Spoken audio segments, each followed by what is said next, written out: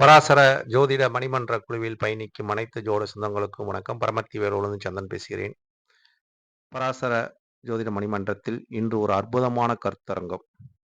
ஒருவரின் ஜாதகத்தில் சுபத்துவம், பாபத்துவம் தருவது கிரகமா, பாவமா அப்படிங்கிற ஒரு தலைப்புக்கு கரூர் அஸ்ட்ரோ மணிமேகலை அம்மான் நடுவராக பொறுப்பேற்றிருப்பதில் மிகப்பெரிய ஒரு சிறப்பு.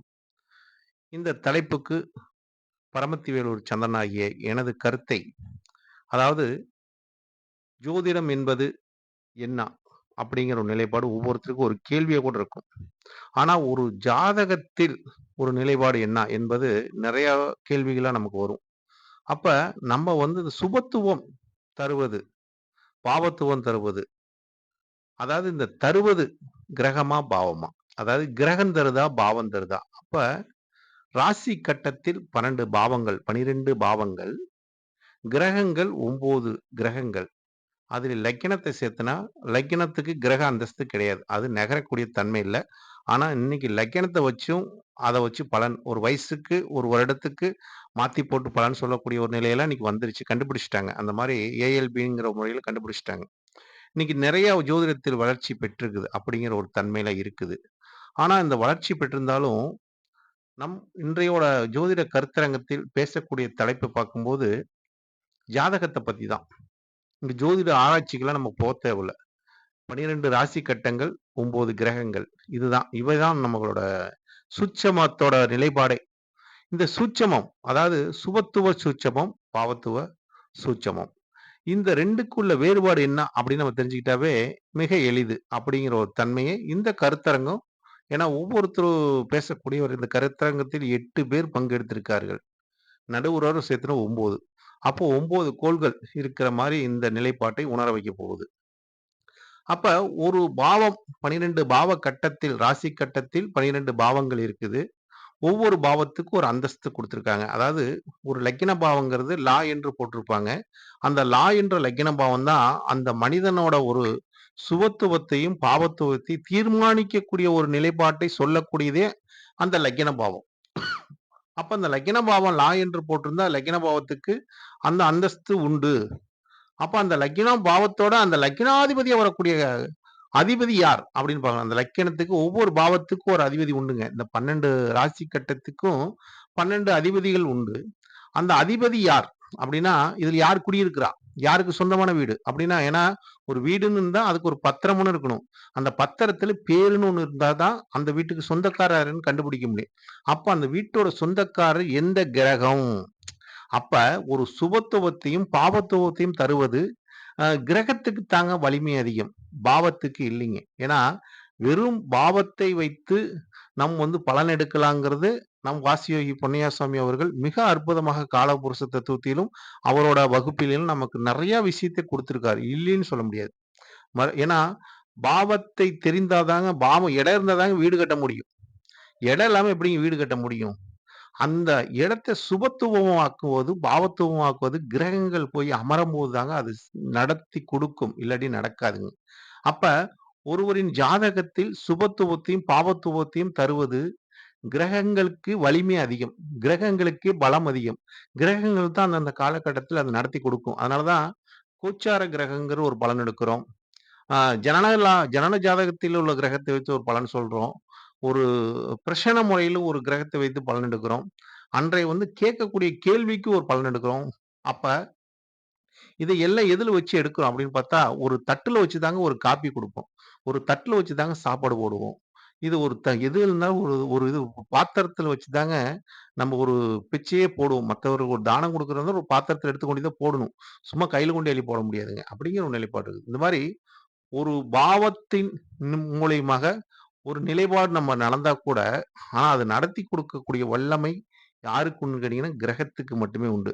அப்ப இந்த கேள்வி என்று பார்க்கும்போது, ஜோதிட கருத்தரங்கத்தில் கேள்வி என்று பார்க்கும்போது, ஒருவரின் ஜாதகத்தில் சுபத்துவமும், பாவத்துவமும் தருவது கிரகமா, பாவமா அப்படின்னு பார்த்தா, பாவம் சுபத்துவத்தையும் தராது, ஆ பாவத்துவத்தையும் தராதுங்க.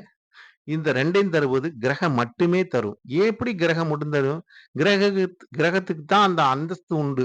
அந்த வலிமை உண்டு. ஏன்னா, ஒரு கிரகம் உட்காரும்போது தான் ஒரு ஒரு ராசி கட்டத்தில் போய் ஒரு கிரகம் உட்கார்ந்தா தாங்க பலன்.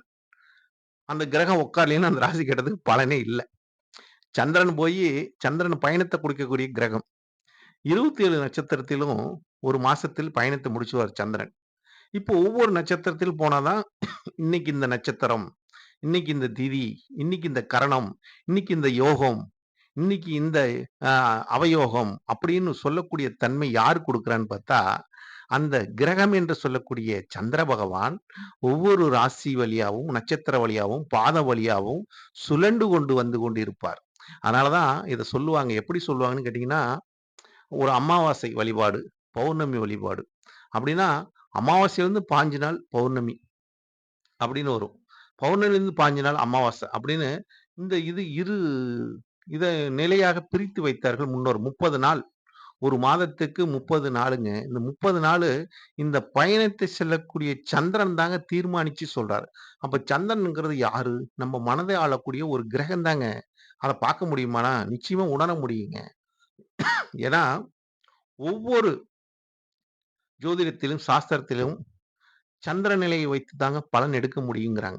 சந்திர நிலை இல்லாம பலன் சொல்ல முடியாது. ஏன்னா, ஒரு உயிரை குடுக்கக்கூடியது எதுன்னு பார்த்தீங்கன்னா, லக்ன பாவம் தான் உயிர். அதாவது விதிக்கப்பட்ட ஒரு நிலைப்பாடு. விதிக்கப்பட்ட ஒரு நிலைப்பாடு உயிரா ஜனிக்கும்போது, அந்த மண்ணில் பிறந்து விட்டா, அதுக்கப்புறம் அதோட பலாபலனை சொல்வது உடலுக்காக தாங்க அனைத்தும் செய்றோம். உடலுக்காக தான் சாப்பிடுறோம். உடலுக்காக தான் சட்டை போடுறோம். அப்ப உயிருக்காக போடுறோமான்னு இருந்தா, வாழும்போது உயிர் இருக்குது. அதுக்காக அந்த உடலுக்கு செய்யக்கூடிய ஒரு நன்மைகள செஞ்சுக்கிறோம். அப்ப உடல வைத்து தாங்க பலனை தீர்மானிக்க முடியும். பலனை தீர்மானிப்பது உடல்காரகன் சந்திரன வச்சு தாங்க பலனை தீர்மானிக்க முடியும். இதுதாங்க சாஸ்திரம் சொல்லப்பட்ட உண்மைகள். அப்ப இந்த மாரி இந்த 9 கோள்களுமே ஒவ்வொரு காரகத்துவம் உண்டதுங்க. அதாவது பாவத்துக்கு காரகத்துவம் உள்ள இருக்கு இல்லைன்னு சொல்லல. இருக்குதுங்க. ஆனா பாவத்தோட காரகத்துவத்தை செயல்படுத்துவது யார்? ஒரு பாவத்தோட காரகத்துவத்தை ஒரு வண்டியை இயக்குவது யார்? வண்டி இருக்குது.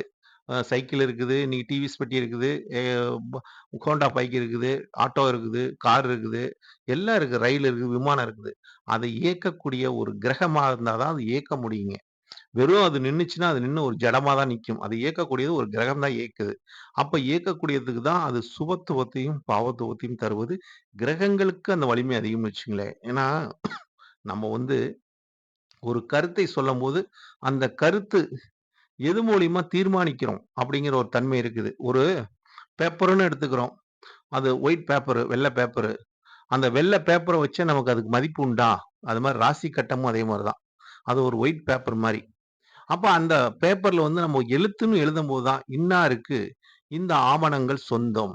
இன்னாருக்கு இவ்வளவு பணம் குடுத்திருக்கிறோம். அப்படின்னு இந்த எழுத்து மூலியமா சொல்லும்போது தான், அந்த அந்த வெறும் காகிதம் வந்து உயிர் பெறுகிறது. அதனால தான் ஒரு பேப்பர் கூட உயில் என்று பேர் வச்சாங்க. அந்த பேப்பருக்கு பத்திரம் என்று பேர் வச்சாங்க. பத்திரமா வச்சுக்க சொல்றாங்க. ஒரு பேப்பர்ல எழுதிட்டா, அந்த பேப்பர கொண்டு போய் பத்திரமா வச்சுக்கணுமா? வெறும் பேப்பர்ல போய் பத்திரமா வைக்க முடியுமா? முடியாது.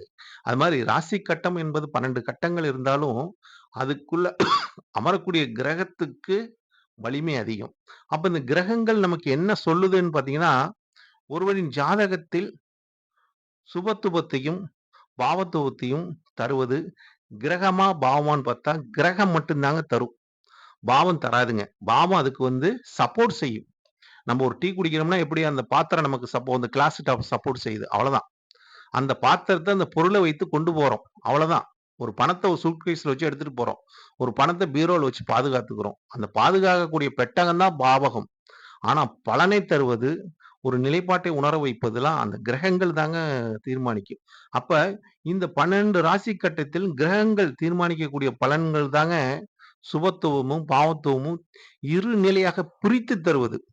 அதனால தான் இன்னைக்கு ஏன் அந்த நிலைப்பாட்ட சொல்றாங்கன்னா, ஒவ்வொருத்தரும் சொல்லக்கூடிய விஷயங்கள். இந்த கிரகம் இந்த பாவத்தில் இருக்குதுங்க. இந்த தசாகாலங்கள் நடக்குதுங்க. இந்த மாரி ஒரு நிகழ்பாட்டை குடுக்குங்க உங்களுக்கு அப்படின்னு, அந்த ஜோதிடர் அடித்து சொல்வார். அந்த பழம்பெரும் ஜோதிடர் இந்த மாரி ஒரு நிலைப்பாட்டை கிரகத்தை வைத்து தான் பலனை சொல்லக்கூடிய ஒரு வலிமை. அது சுபத்தன்மையும், பாவத்தன்மையும் தீர்மானிக்கக்கூடியது. கிரகத்துக்கு மட்டுமே வலிமை அதிகங்க. ஆனா பாவம்ங்கிறதுக்கு அது துணை புரியும் ஒழிய, செயல்படுத்த முடியாது. பாவம் செயல்படாது. பாவம் வந்துங்க, அதுக்கு துணை புரியும். கிரகத்துக்கு துணை புரியும். இந்த பாவத்தில் இந்த கிரகங்கள் இந்த இந்த பாத்திரத்தில் இன்ன பொருள் இருக்கிறது. அத கரண்டிய விட்டு எடுக்கிறோம். இந்த கிரகங்கிறது ஒரு கரண்டி மாரிங்க. எப்படி இந்த பாற்கடலே கடையும்போது அமிர்தத்த எடுத்து கரண்டியால எல்லாத்துக்கும் பருகுனாங்க. அது மாரி அந்த பாத்திரத்தில் இருக்கக்கூடிய விஷயத்தை இந்த கிரகங்கள் வந்து அனைத்துக்கும் பருகி கொடுக்குறது கிரகத்தோட வேலை. அதனாலதான் ஒரு பாத்திரத்திலிருந்து அந்த அமிர்தத்தை எடுத்து சாப்பிட்டா சுபம் சுபம் சுப நிகழ்வு ஏற்படும். அதே பாத்திரத்துல அந்த இது அப்படியே இருந்துருச்சுன்னு வச்சுக்கோங்க, அது எப்படி சுப நிகழ்வை தருங்களா? தராது. அப்படிங்கிறது தான். அப்போ ஒரு கிரகங்கள் ஒரு ஜாதகத்துக்கு செயல்பாட்டுக்கு வரும்போதுவே வந்தாதான் அது வந்து சுபத்துவத்தையும் தரும், பாவத்துவத்தையும் தரும்.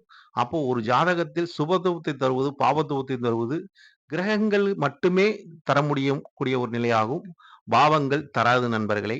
அதனால இதுக்கு பேசக்கூடிய அனைவருக்கும் நெஞ்சார்ந்த நன்றிகளை. ஏன்னா 8 பேர் பங்கெடுத்திருக்கிறீங்க. பாவ அணிக்கும் சரி, கிரக அணிக்கும் சரி.